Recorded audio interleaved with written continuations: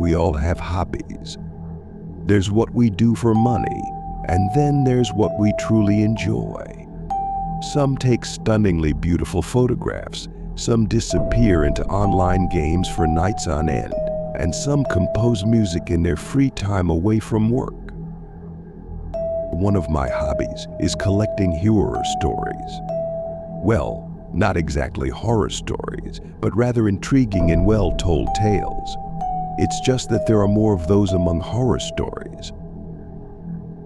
I'm thrilled by the direction and narrative style in Black Ops.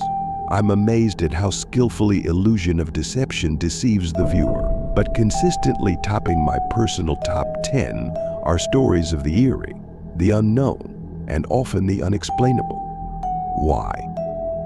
I'm not entirely sure myself. Perhaps because often the storyteller doesn't provide a straightforward answer to the main intrigue in their story.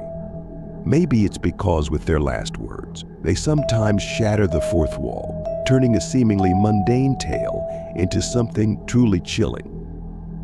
For a deeper immersion into the story, you can set the right atmosphere. Read at night, with the lights off, alone.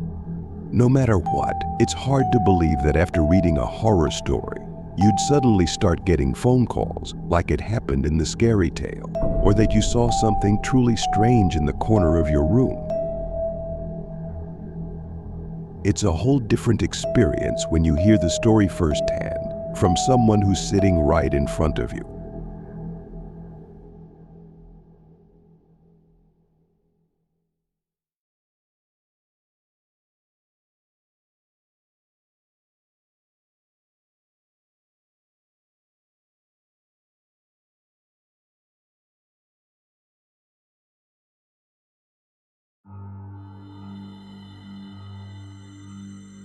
Two months ago, I flew to Moscow to gather my collection of scary and mystical stories.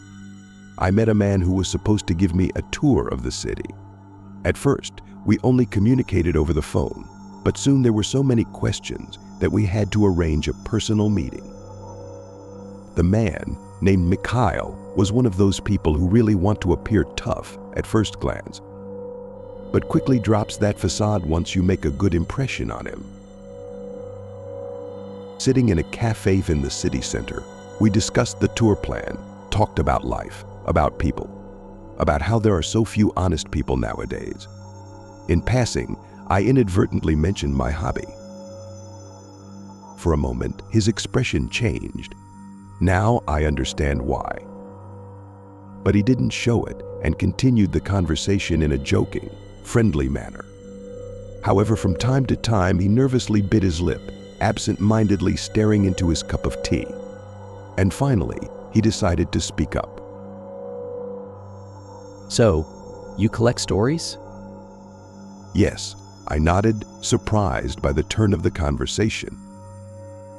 Mikhail took out a cigarette, but immediately put it back, catching the shopkeeper's sidelong glance from behind the counter.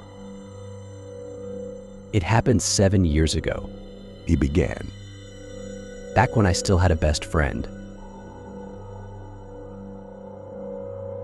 In many ways, Andre and I were complete opposites. School subjects came easy to me, while his diary was filled with 3s and occasionally 4s. Among our peers, I seemed like a frail child, while he played on the basketball team and did more pull-ups than anyone else in the class. I was introverted, while he was always the life of the party. We shared one common passion. We loved seeking adventures on our own backsides. As the years passed and we grew older, what remained unchanged in us was our craving for all sorts of escapades. When we saw a barely noticeable trail in the forest, which encroached closely on the city to the north, we simply couldn't ignore it. The midday sun pierced through the foliage as we trudged along the path, occasionally losing sight of it. In the dried mud, footprints were imprinted. It had rained here about 3 days ago, and it seemed that the footprints were made precisely then. 20 minutes later, the trail led us to a clearing. In the center of the small clearing stood an old rural house. Well, stood is an overstatement. The cottage leaned to the side, and all the windows were shattered. The house, where once a forester or some local recluse lived, had turned into yet another reminder that time spares nothing in this world. From the inside, the hut looked no better. In the empty window frames, the wind quietly whistled, the floor was strewn with glass shards, and spiders scurried in the corners. Piles of semi-rotted debris, covered with fabric eaten away by holes, lay against the walls. The air smelled of rotten wood, and despite the drafts, it was quite stuffy.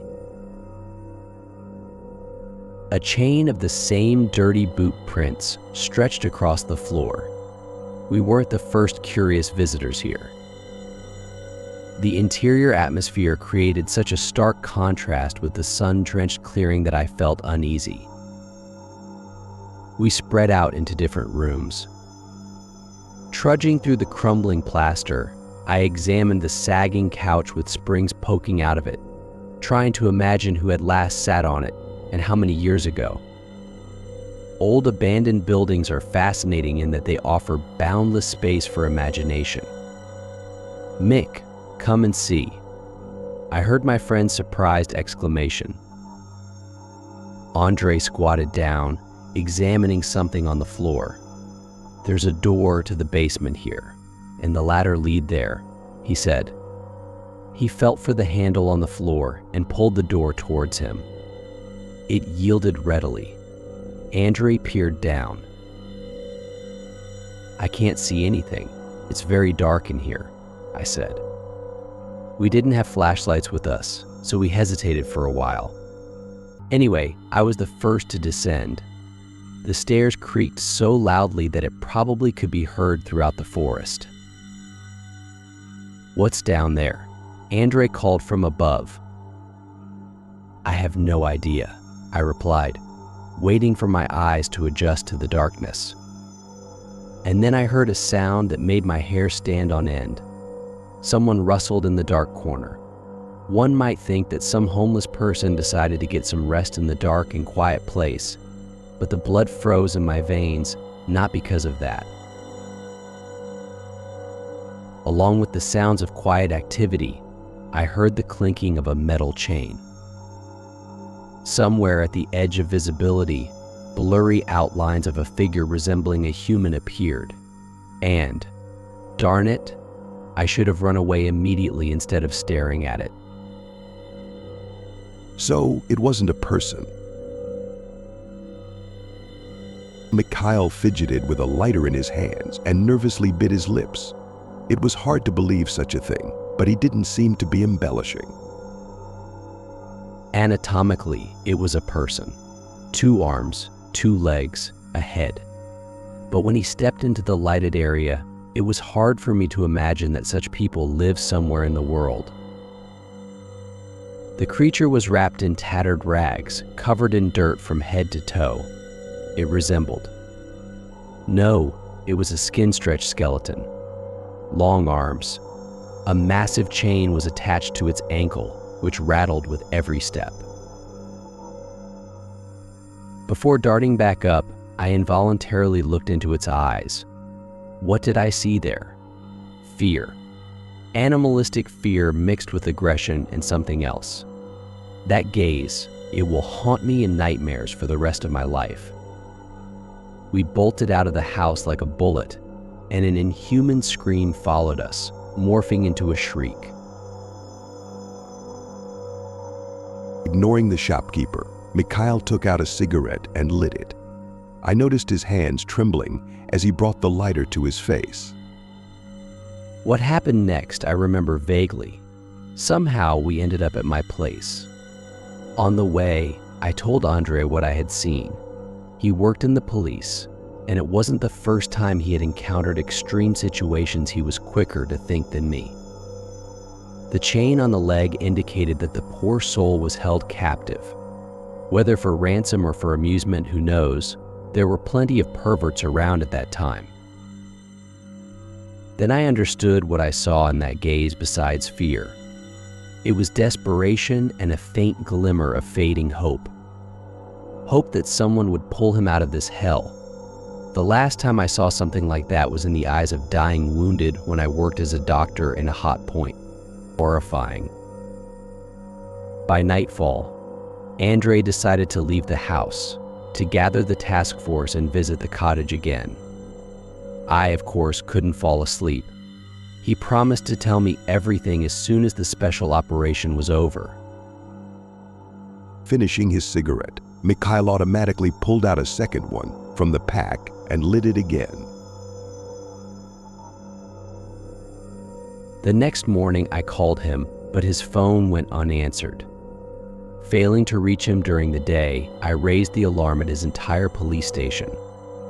The responses there were reluctant, and if I hadn't been Andrei's friend, known to everyone, they would have just brushed me off. By evening, when the workday was over and there was an opportunity to talk in an informal setting, Investigator Ilarion, after extracting a promise from me 1,000 times to keep silent in front of his superiors, told me what he knew. Did I learn more? Yes. Did it make me feel even a little calmer? Not at all. The first group maintained radio contact with the police station from the car. Of course, you couldn't drive into the forest, so the group walked to the house. The radio operator remained in the car, receiving signals from the radios. As they approached the cottage, the communication worsened.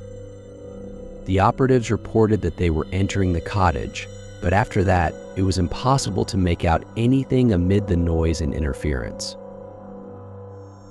About 2 minutes later, the radio operator reported hearing gunfire. In the background, there were clicking sounds as if he was loading his gun. A couple of minutes later, he said he saw something in the distance between the trees. Even the interference during transmission couldn't hide the excitement in his voice. When there was a faint rustling in the distance, his voice broke into a shout. The speech became unintelligible. Amidst the general verbal flow, one could hear words from a prayer.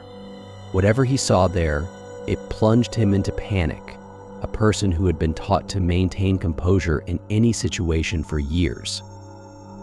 He didn't even try to start the car or get out of the cabin. He just kept repeating over and over that we had awakened the devil. Soon, a single shot rang out, and the communication was cut off. The second group arrived early in the morning. At the entrance to the forest, they found the police bus, the same one that the first group had arrived in. The interior was completely empty, no bullet holes in the cabin, no blood, no radio operator. It was as if overnight, at the police station, they heard not a gunshot, but a clap, along with which the police officer disappeared into another dimension. Inside the cottage, there was utter chaos. Old furniture was scattered throughout the house, the floor was soaked in blood and strewn with shell casings, and the walls bore bullet marks. What could the group have encountered in the cottage that turned 4 armed men into a bloody mess? No one knows to this day. But what truly shocked the group was the scene in the basement. In the center of the dark room, they found 2 neatly stacked piles, one containing the body parts of the slain police officers, and the other containing gnawed bones. Not only did the creature kill every single one of them, but it also feasted upon them. The captive disappeared. In the basement, they found only the chain that held him and an old, foul-smelling mattress where he slept. In a pool of blood next to the mattress, the operatives found a human foot. The wounds on it were jagged, as if from bites, but somewhat peculiar. It was as if the prisoner had bitten off his own foot, trying to escape from his captivity. The bloody trail led to the stairs, but tracking it further was simply impossible. The case remains unsolved to this day. For a while, all the newspapers were screaming about it, but the incident was quickly hushed up. Now the folder containing this case is probably buried so deep in the police archives that it cannot be found even with great effort. We left the cafe. I thanked Mikhail for the intriguing story, trying to infuse my voice with cheerfulness. Just an hour ago, we were discussing the tour, and I was sure I would go home, contemplating how to quickly and easily devise an excursion plan. But now my brain was unable to process information unrelated to this strange story. What still bothers me Mikhail said as we were about to part ways are those dirty footprints that Andrea and I saw leading to the basement. But I didn't see any tracks going back the other way. The creature on the chain couldn't have left them. It wasn't wearing any shoes. So when I descended into the basement, someone else must have been there. Perhaps the same person who later ambushed the tactical team. Someone who took Andre. Mikhail took a deep breath and exhaled heavily. And he knows me by sight.